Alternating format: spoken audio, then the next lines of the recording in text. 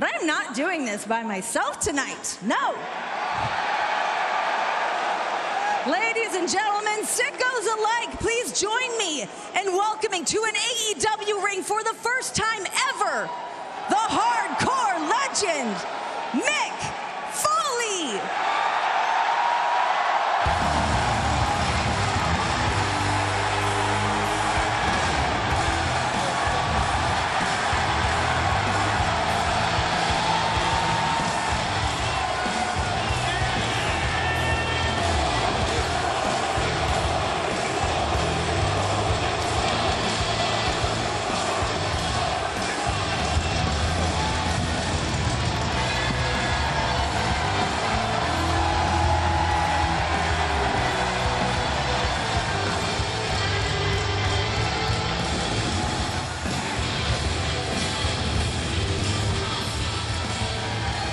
If that is not a goosebump moment, Mick Foley, everybody! Woo! And there's my daughter, Noelle.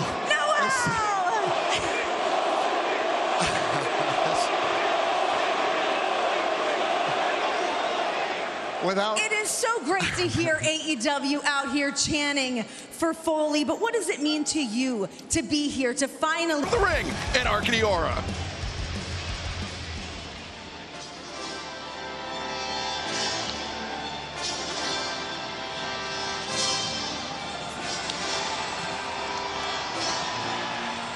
This is the AEW Women's World Tag Team Championship 5-minute eliminator match. Introducing first, accompanied by Christopher Daniels, Viva and Zayda. Nigel, the champions have been on a warpath as of late in these 5-minute eliminator matches. No one's lasted more than, I think, 2.5 minutes with Lena Cross and Megan Bayne. Yeah, no one come close to surviving 5 minutes with divine dominion. But we heard Mick Foley there talking about some of the female wrestlers in the back coming out past Viva and Zayda, so what it means for both these stars. Our divine dominion extends from the heavens to the underworld. Now rise to your feet as your tag team champions enter the arena. And when you stand before us, you will bow down.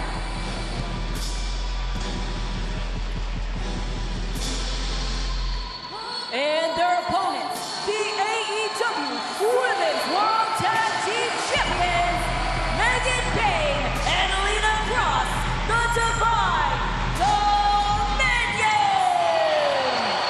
Shibata, domination is the name of the game as far as these women are concerned.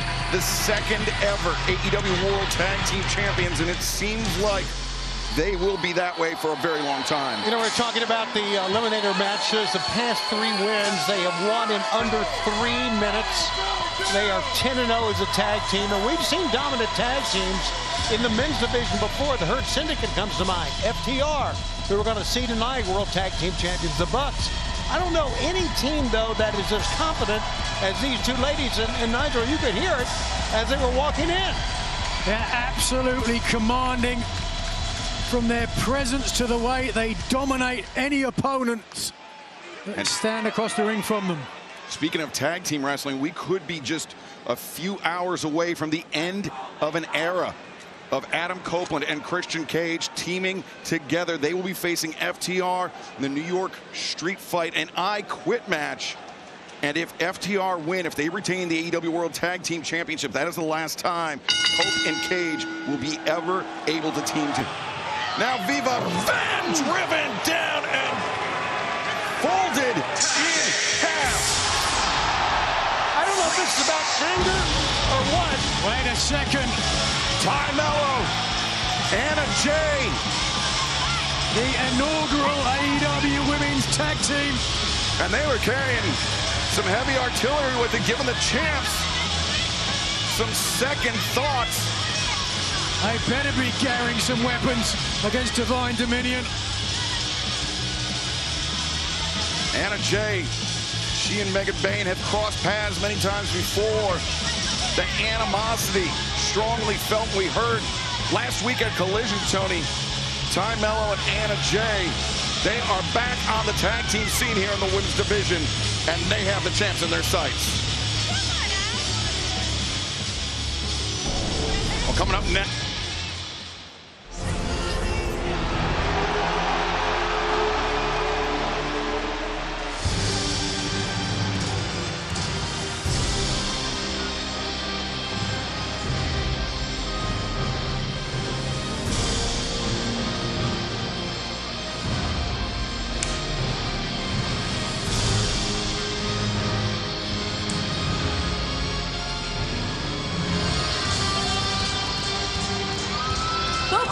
Trios contest is set for one fall. Introducing first at a combined weight of 637 pounds, Yuta, Daniel Garcia, and Claudio Castagnoli.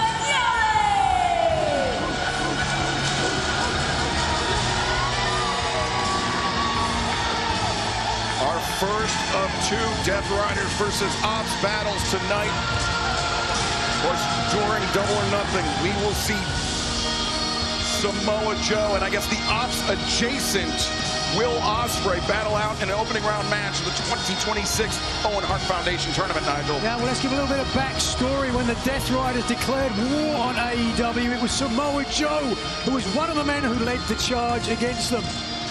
When Moxley and Joe were fighting out what might be called the possession of Will Ospreay's soul, Ospreay elected to go with the Death Riders, and the Opps took offense to that and want to show why that was a mistake. And their opponent, at a combined weight of 635 pounds, the wrestler Katsuyori Shibata, the pride of professional wrestling, Anthony Bowens, and Tony, these two teams very nearly the mirror image of one another. You've got Daniel Garcia and Wheeler Yuta, the young up-and-coming stars for the Death Riders, and then you have the veteran presence of Claudio Castagnoli, likewise across the ring. Hook and Anthony Bowens, the young up-and-comers, and Katsuyori Shibata, the anchor for the Opps. It's about as good a trios match you're going to find, and we have it right here on our buy-in tonight. Look at this. No one will back down, including Marina and Shafir standing right in the front. Well, talk about the history with Ospreay. Do you think, fellas, it was a mistake for Ospreay to reject the overture of Samoa Joe and instead go with John Moxley, a man who nearly ended his career? I don't. I really don't. I think it was a good choice. You listen to what Will Ospreay has had to say since that time. He sounds clear. He sounds like determined, and I really think the Death Riders have put him on the right track. Counterpoint, Tony Schiavone. Will Ospreay, since his reinvention. That was good to do it in one-on-one instead of a good. Yeah.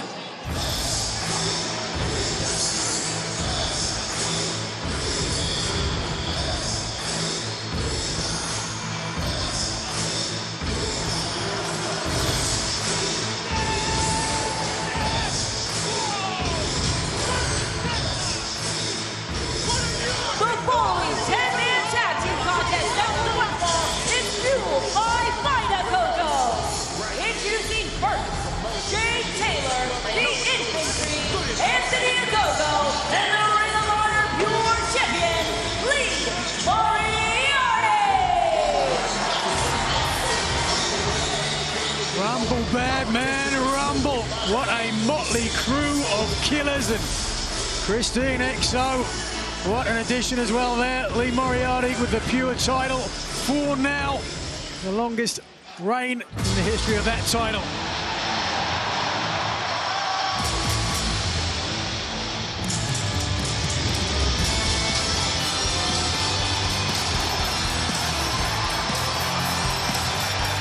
And their opponents, first, accompanied by Harley Cameron and the Rizzler, the team of Briscoe, and two-thirds of the AEW Raw Trios champions, Roderick, Shawn, and freshly squeezed orange, Cassidy. The Rizzler really does have Riz. He's got Harley Cameron on his arm. Wow.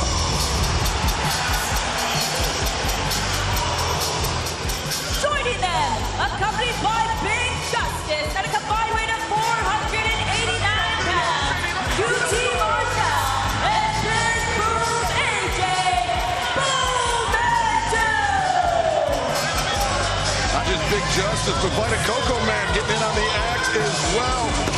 It's big time.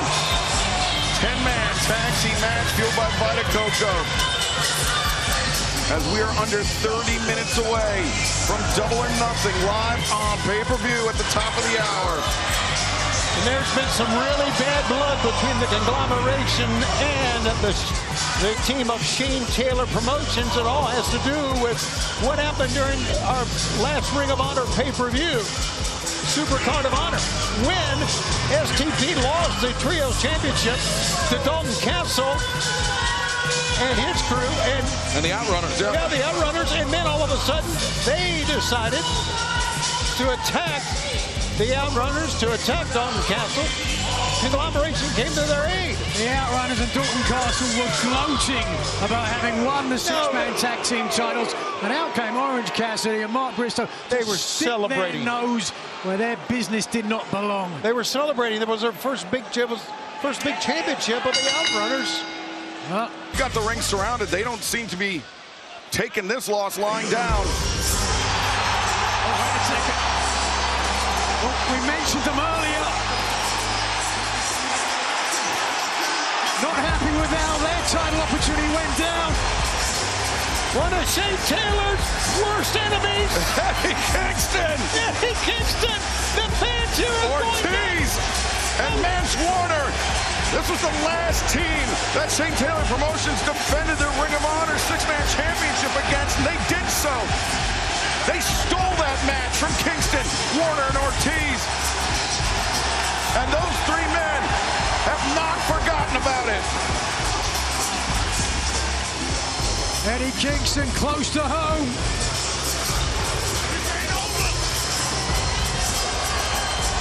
Well, big-time intervention by Kingston, Mance Warner, and Ortiz. Fans, we are just over 15 minutes away from Double or Nothing live on pay-per-view on HBO Max. You can join us at the top of the hour. Visit hbomax.com/AEW. And internationally, you may join us on Prime Video, My AEW, DAZN, YouTube, PPV.com, and Main Event. I love Eddie Kingston. Eddie Kingston, Ortiz, Mance Warner, and of course Orange Cassidy mixing up there with Vita Cocoman. But fans, well, I mean, we have had a tremendous night of action here on the Double or Nothing buy-in, fueled by Vita Coco. And now, live from Queens, New York, All Elite Wrestling presents Double or Nothing. It's Sunday! You know what that means! All Elite Wrestling presents Double or Nothing live on pay-per-view. I'm Excalibur, joined by Tony Schiavone, Nigel McGuinness, and we have a massive night of action in store for you tonight. But we are kicking things off with a high-stakes matchup, and let's head to the ring and Arcadiora for the introduction. Your opening contest is an on-quick New York Street Fight for the AEW World Tag Team Championship. If Cope and Cage lose, they can never team again.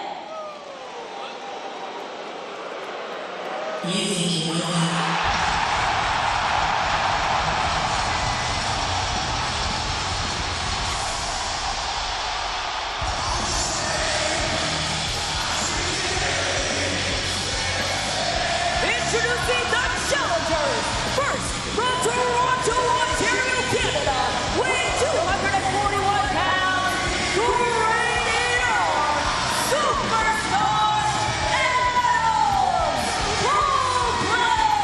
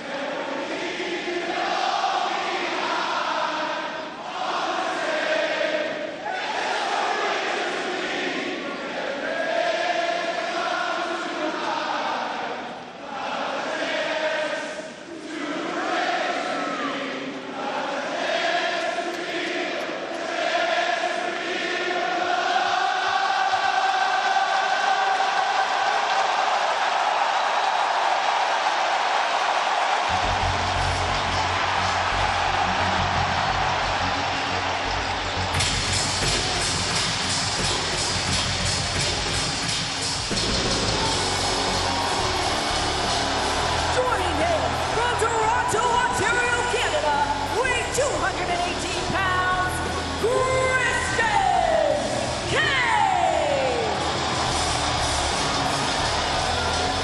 We are sold out here in Queens, New York. 15,015 people looking on, singing with one voice, and untold others around the world watching for what could be the very last tag team match of Adam Copeland and Christyan Cage together for their career. And you heard when Arcady mentioned that stipulation, the air came out of the room when they realized the gravity of this match. Here we are in Louis Armstrong Stadium, and for Copeland Cage, perhaps they do not have all the time in the world. This may be the last time we ever see them as a tag team again. You can see it on Copeland's face. While the fans here were singing, usually has a broad smile, but you can see the concern on his face and the realization that this could be it for he and Christyan Cage together. And their opponents, accompanied by Stokely from Asheville, North Carolina, at a combined weight of 443 pounds, they are the AEW World Tag Team Champions, Garcia and Catsuyori, FTR. And Tony, not just about the future of Christyan Cage and Adam Copeland as a tag team, but the last time that Copeland may be able to get his hands on these two men that he treated as family, that he opened, not just he, that he and his wife Beth opened their home to, Right. allowed to stay with them, gave them a place to live, a place to train at the outset of their careers, and then men who repaid that faith, that humanity, with the ultimate betrayal, not just the injury to Adam Copeland, but the spiked pile driver on Beth too. I mean, one of the most despicable acts we have seen FTR perpetrate, and we have seen them do some truly vile things. And Tony, we've been a part of them. Certainly we've seen Yep. how contemptuous and abrasive FTR are, what they're willing to do. A, to hold on to the titles. B, to put down any challenger. You do not put a spiked pile driver on someone unless you want to injure them, and hopefully, I guess, permanently. And I guess, not, that wasn't to send a message. That was to hurt Beth Copeland. Look at the face of Adam Copeland. Watch wrapped around his fist, Nigel. All the time in the world. What? Oh my God!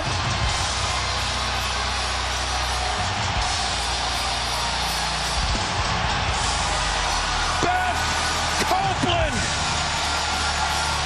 Look, she is ready for a fight. And she has not forgotten what Stokely and FTR did to her. It's Beth time! Oh, God. Oh, wow! Dax just sent Beth face first into those steps. 写真はただの画像ではない、ただのイメージではない。写真はどうやって俺がこの物語を歩んできたか、それを全て語ってくれる。ここに来るまで簡単なことではなかった。多くを犠牲にし、そしてこのゴールだけを見て俺はここまで来た。まだ手にしていない未来、でも俺はそこに確実に向かっている。岡田和親、ダブルオーナスグでは俺がお前を打ちのめす。そしてそれが最後の一枚になるだろう。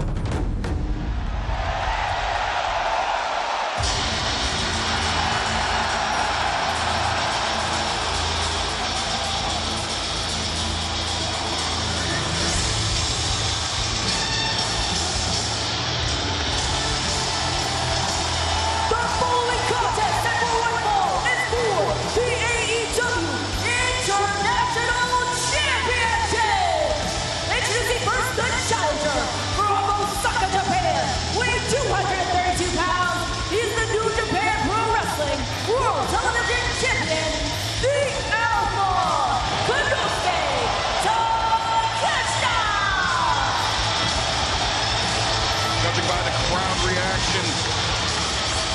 The support will be behind the challenger, the Alpha Konosuke Takeshita, in his quest not just to reclaim the AEW International Championship, but to prove that he is a better man than Okada. It is a big fight feel here tonight in Queens, New York. Two wrestlers, one family. Don Callis has done his best to keep these two Japanese icons apart. He has given his blessing for this match tonight. We had the Rainmaker come into AEW as one of the most revered and decorated wrestlers of all time. But this man right here, the Alpha, has blossomed into one of the best and future of this business. Tonight we find out who is the best Japanese wrestler for the international title. Thank you, Renee. As Takeshita awaits the arrival of the champion.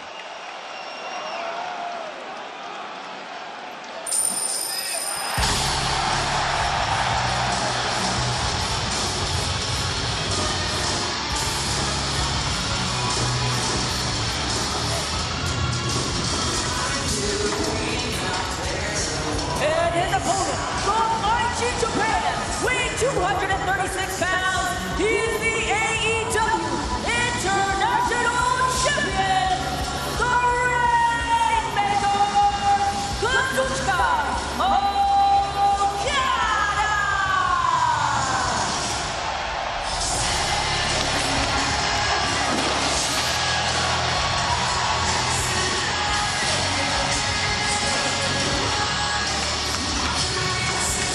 The top Japanese wrestler of his generation, one of the greatest of all time worldwide, the AEW International Champion.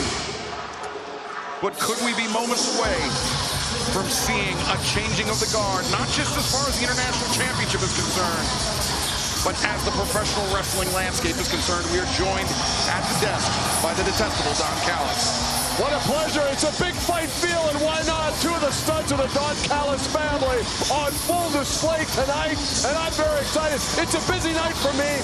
After this, me and Davis are going to head out, meet the other boys to get ready for the Stadium Stampede. We'll be rolling in style, if you know what I mean. Stadium Stampede coming up later on tonight as part of this Double or Nothing broadcast, but right now the International Championship on the line. Rick Knox drawing the assignment for this, a rematch from last December. Wow. Look at this. Years of It looks like 4-on-1 to me. And Don.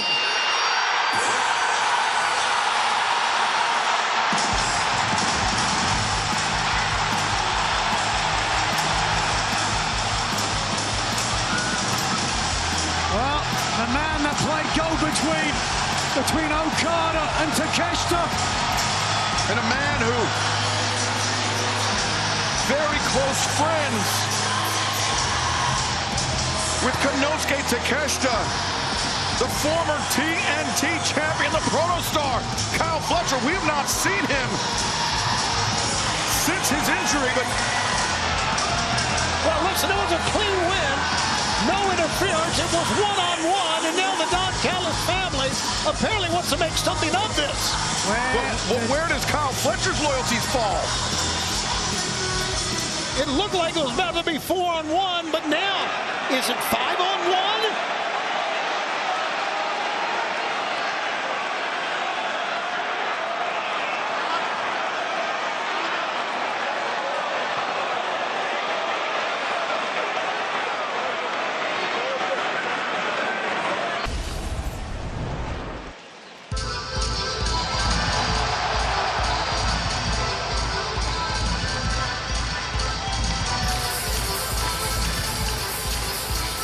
This is a quarterfinal match in the Owen Hart Foundation Women's Tournament set for one fall. Introducing first from Tokyo, Japan, Mina Shirakawa.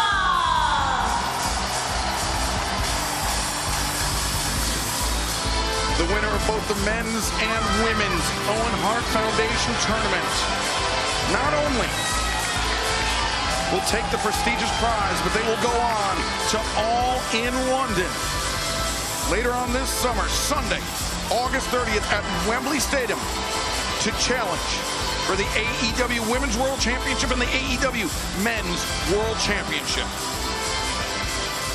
And there you see the event, August 30th at Wembley. Tickets are available right now for that big event. Speaking of big events, what a crowd to see the beginning of the Owen Hart Foundation tournament. Look at this.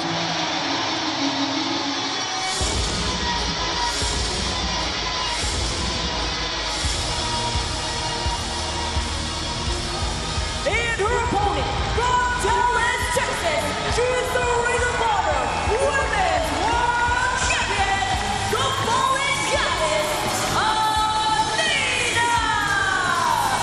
Nigel, taking a look at the brackets, I would say that this woman, Athena, has all the momentum in the world heading into this tournament. Well, undoubtedly, you mentioned you call her the forever Ring of Honor Women's Champion. A reign driven by passion to prove herself, a need for excellence, and a reign comparable in length, perhaps in modern terms, to the great Bruno Sammartino. Athena holding on to her title, the Supercard of Honor, against 5 top contenders. Tonight, her opponent, plenty of added incentive.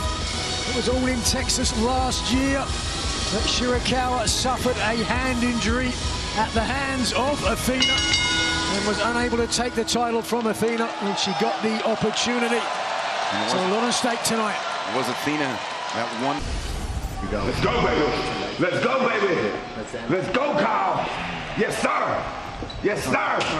Woo! This is woo! Let's go. Hey, man. Tonight is your night. Tonight is your night, brother. Just making some room. Go get him. Come on, dude. Yeah, baby. That's it,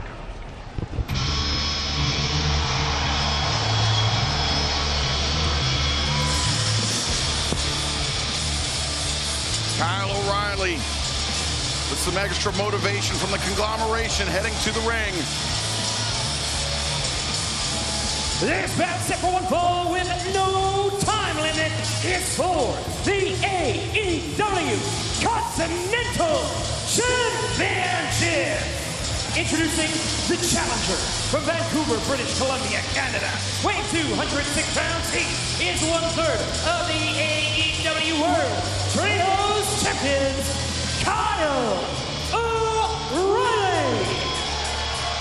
As the challenger makes his way into the ring, we are joined at the desk by the Hall of Fame voice of professional wrestling, none other than the good old JR, Jim Ross. Jim, great to have you here. Great to be here. I can tell you that right now. What an audience.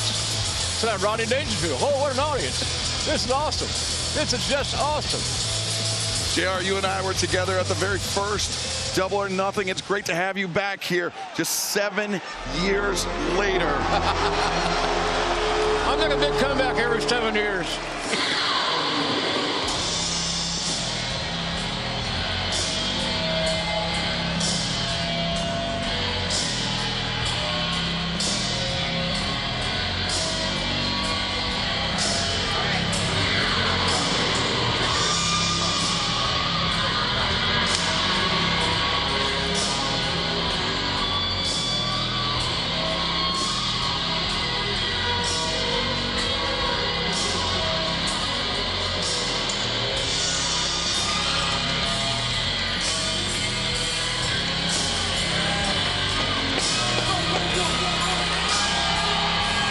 And his opponent from Cincinnati, Ohio, weighing 231 pounds, he is the AEW Continental Champion,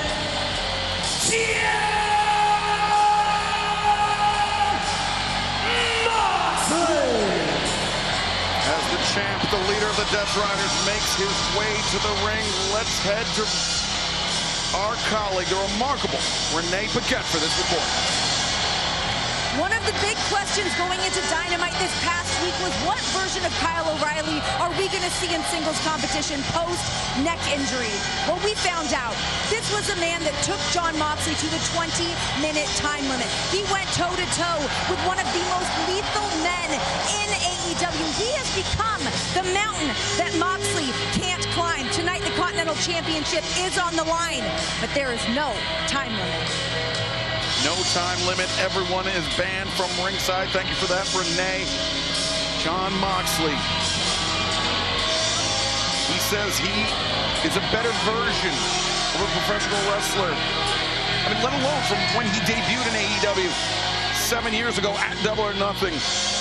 A move that was a paradigm shift in so many words for the sport of professional wrestling, let alone for AEW. But Jon Moxley, he says, day after day, he continues to get better, Nigel. Yeah, well, Jim, you can back that up. Jon Moxley is a real student of the game. Yes. He learns every outing. He gets better, and his way is so difficult to beat. You know, ironically, the situation here tonight is that Moxley arguably is the underdog going into this match. And I'm not saying that's because the other kid is better. It's just, it may be his night. The pressure is on Jon Moxley. Well, JR, to that point, Kyle O'Reilly, late last year, forced Jon Moxley to tap out on 2 separate occasions, Nigel. First, in the Blood and Guts match, and then in the Wild Brawl at Full Gear. You both make great points. Mox cannot be saved by the bell here tonight. I said earlier, the ankle lock of Kyle O'Reilly has proved to be the kryptonite to Jon Moxley's Superman on more than one occasion.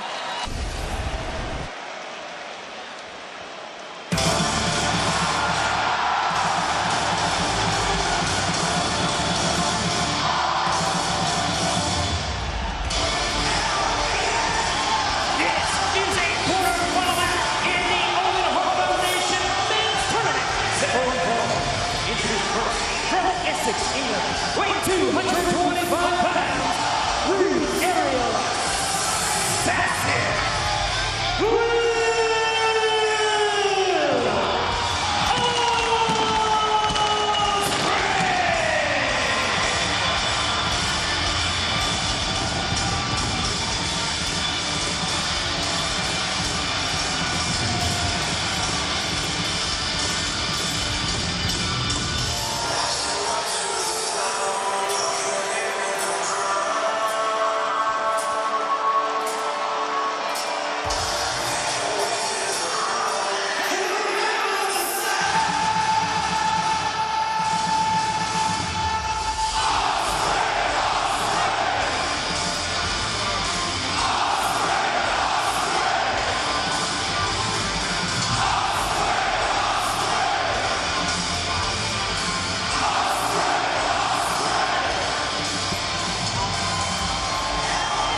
Incredible entrance for an incredible professional wrestler. And you see Jon Moxley, who has taken Will Ospreay under his wing, under the wing of the Death Riders.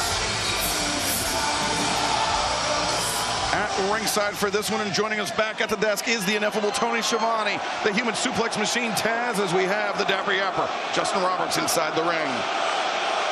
You know, Will Ospreay told SB Nation after all that's gone on, the results being with the Death Riders speak for themselves. I can't argue with them at all.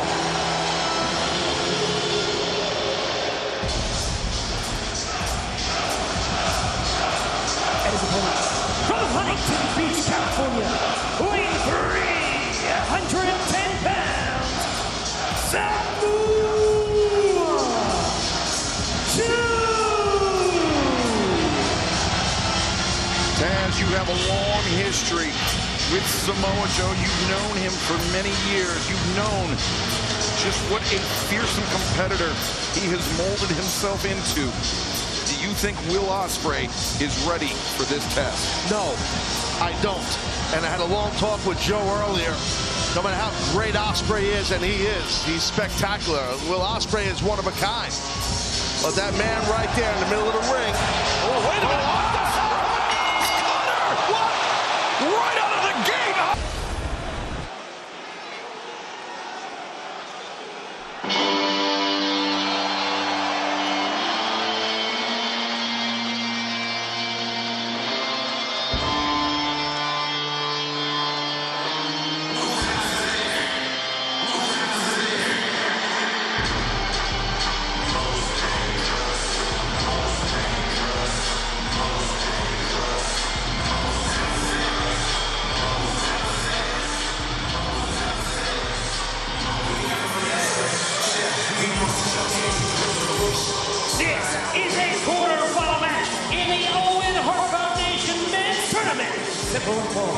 Being accompanied by Prince Nana from Tacoma, Washington. Weighing 240 pounds.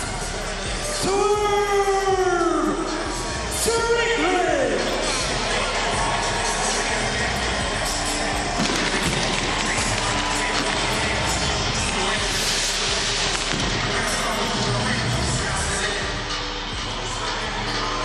We await the arrival of Swerve Strickland to the ring. I give a special shout out to our production team. I love the scaffolding motif on the top of the stage, a hallmark of the landscape of New York City. Taz, as a native New Yorker, you can attest to that. Oh yeah, I grew up around a lot of scaffolding on the block. Yes, it's true. Mayor Mamdani's enlisted the help of John Wilson to cut down on the amount of scaffolding present, but it is here in full effect tonight out in Queens. First match for Swerve Strickland since his match on Dynamite in March against Kenny Omega. So it's been quite a while since we've seen him wrestle.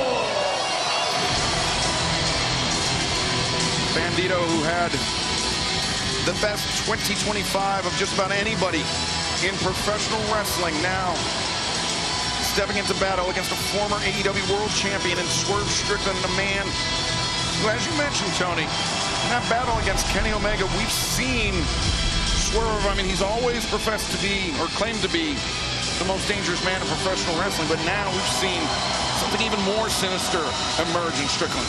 Yeah, we saw what he did to Bandito 9 days ago when Bandito had defended the Ring of Honor World Championship. It was against Blake Christian. We saw the attack at Supercard of Honor. Got that jaw set. He is ready to go, brother. Bandito has to be ready for a fight. Now, Bandito's strong. He's agile. But Strickland's going to try to pound him to the mat, I do believe. Yeah, exactly. Similar to what I think Joe had to try to do with Ospreay. You want to keep Bandito on the mat as much as possible, and I think Strickland will give his best effort on that. Where's Strickland? And oh, Bandito just charges forward. And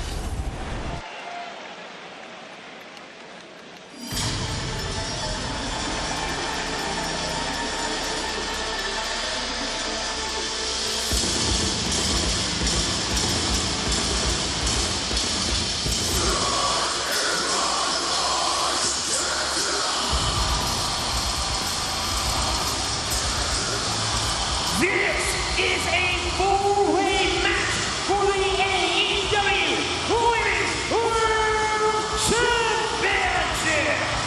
Approaching the ring from Vienna, Austria, she is the AEW Women's World Champion, the Toxic Spider.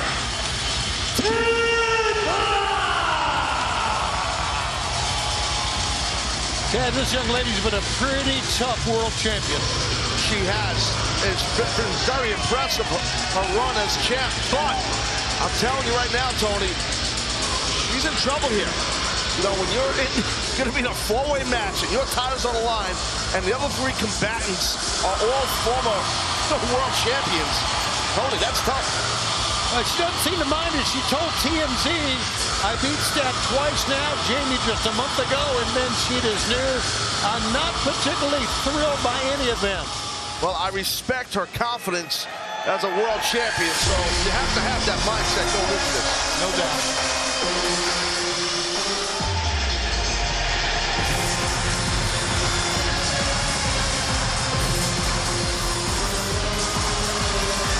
And the challengers first from Southampton,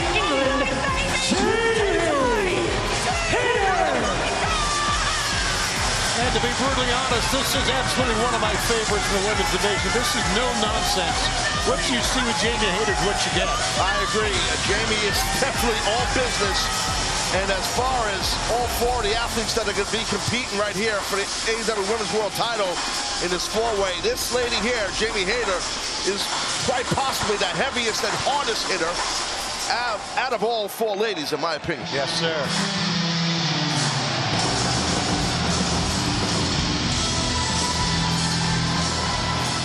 From Long Island, New York,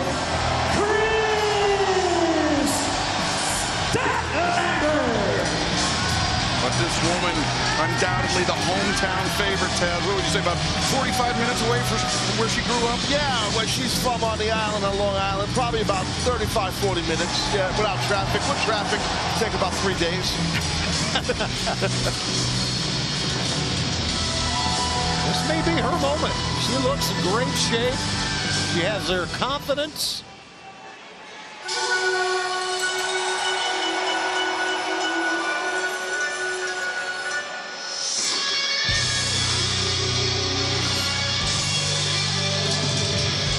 And from Kanagawa, Japan,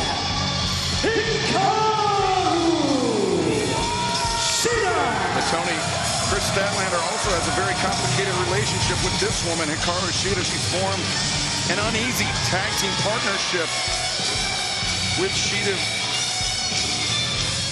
And fans, the next time we'll be on pay-per-view will be on Sunday, June 28th at Forbidden Door.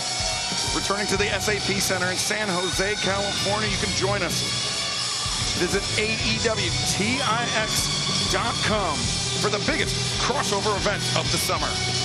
I think Sheeta's become somewhat of an enigma because the Shida that's returned from her 490-day hiatus was not the Shida that we saw before then. Being more aggressive, maybe that's what she wants to be, but much more outspoken also. Outspoken, absolutely. Yeah, Taz, I think Hikaru Shida, due to that lengthy layoff, forced to observe things from the outside and watched how the women's division AEW has changed.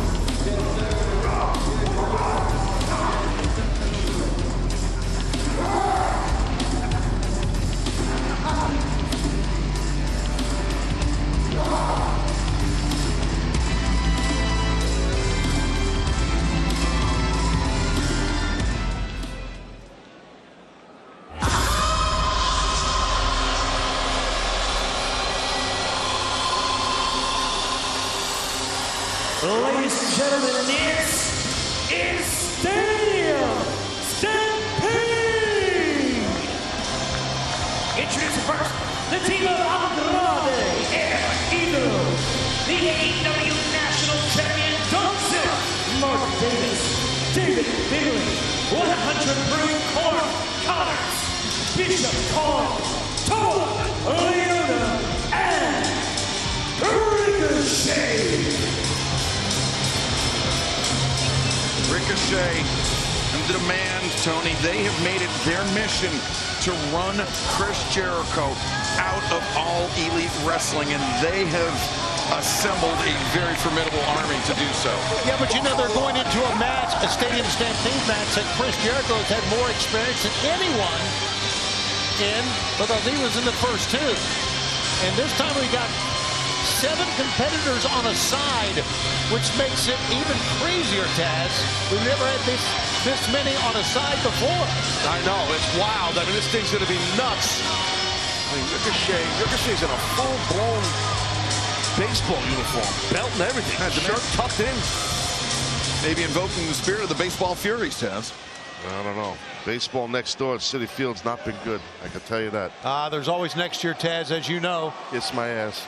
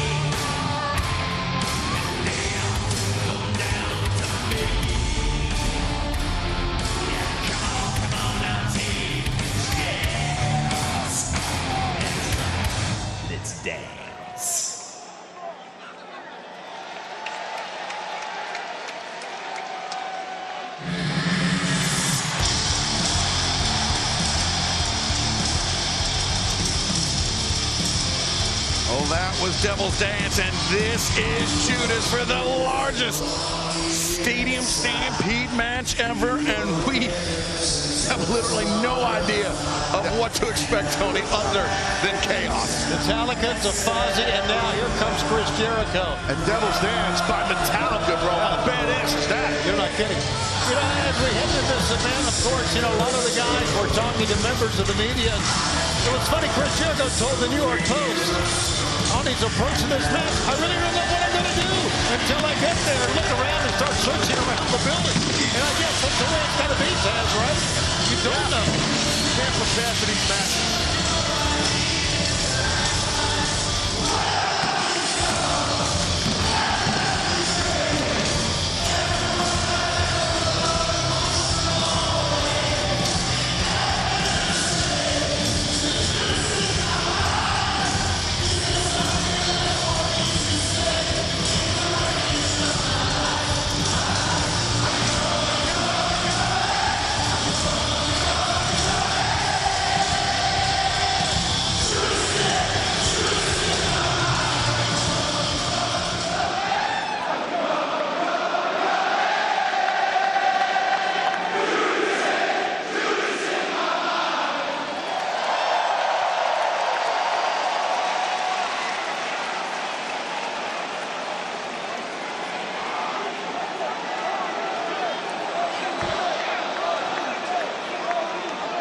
A lot of bodies.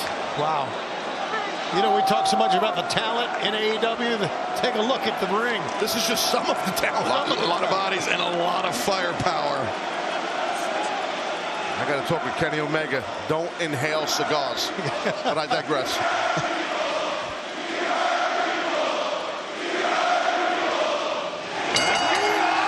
To the races! I think we better be on our toes out here. I agree. They were It's main event time live in New York.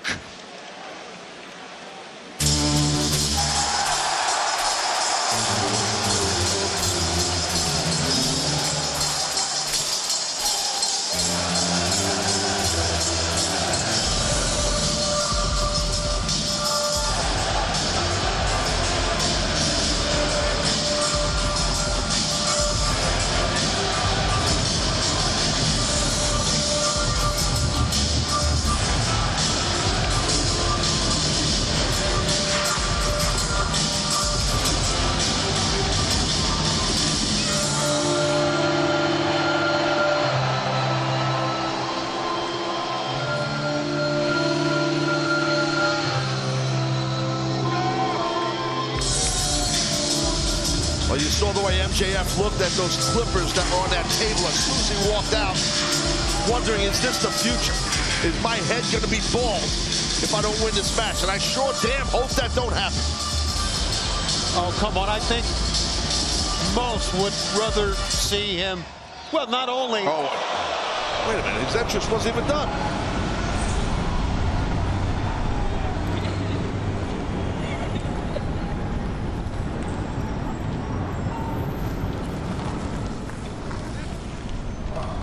What's up, boss? We're going to Louis Armstrong Stadium. We'll miss the main event. We got to move.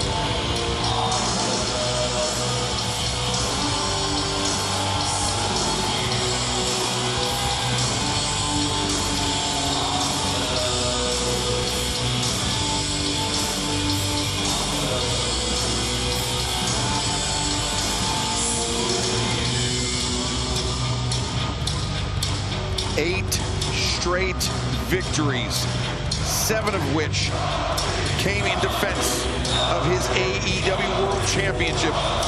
But perhaps the first victory that started that streak for Darby Allin was the most meaningful because it came over his long-time rival, Maxwell Jacob Friedman. And that was the night Darby Allin was crowned AEW World Champion in his hometown of Seattle, Washington. It was 8 straight in a 4-week span, and the crowd chanting his name, deafening. The face of Maxwell Jacob Friedman is one, Taz, I may be wrong. I think it's a fear, and it's a fear of being embarrassed here tonight. Well, maybe slightly, but he's focused. He wants that world title back, and he does not want to lose his hair. That's obvious. Sure. So who knows? It's tough to read his face. You guys are playing psychiatrist here. I'm not going to do that.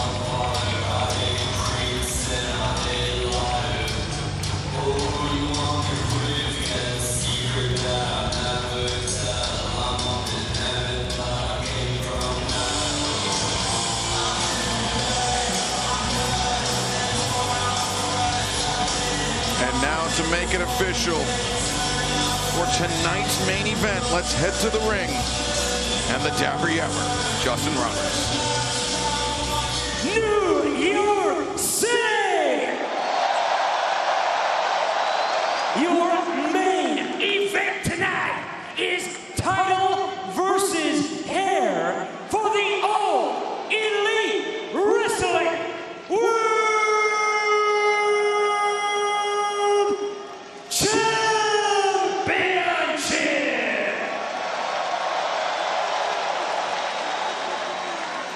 Introducing the challenger, who, if he loses tonight, will get his head shaved bald.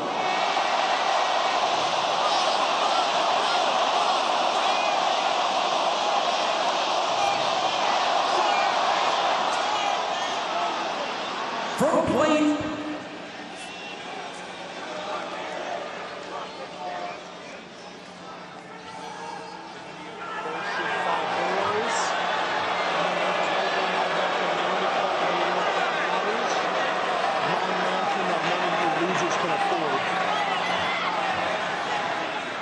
he doesn't hail from any of the 5 bullshit boroughs.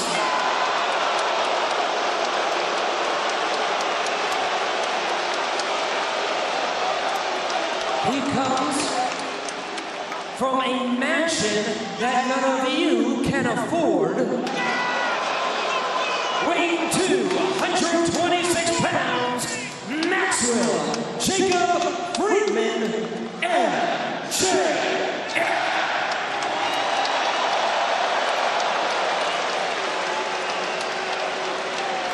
3 times loaded.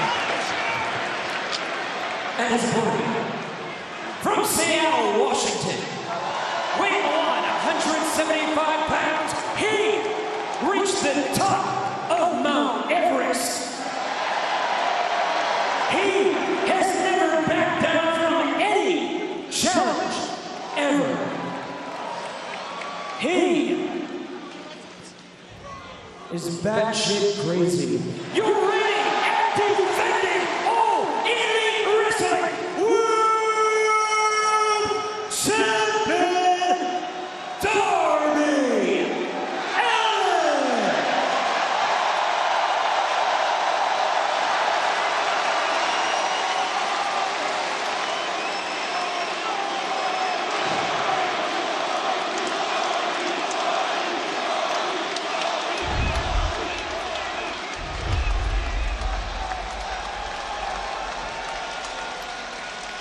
Wow. Here we go.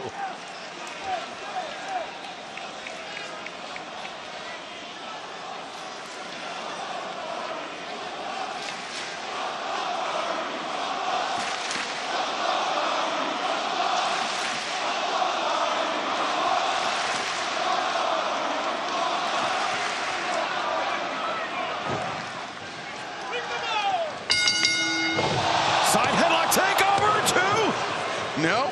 It's a vicious, dangerous move you don't see a lot for a reason. Now, come on. Come on now. What the hell? Oh, come on. I never liked that doctor anyway. Kick him.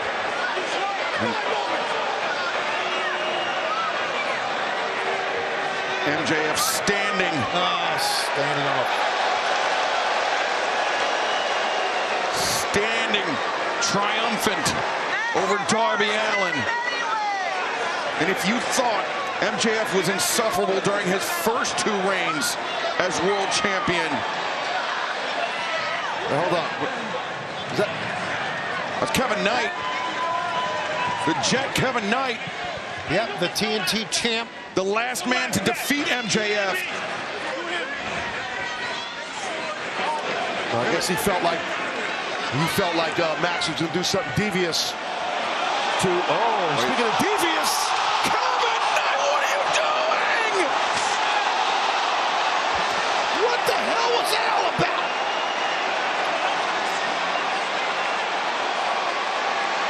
Look at the face of MJF. Kevin Knight, the man that trained under the late Buddy Wayne, just like Darby Allin did. The man who gave Darby Allin a pep talk on Wednesday, remember that? What have you done,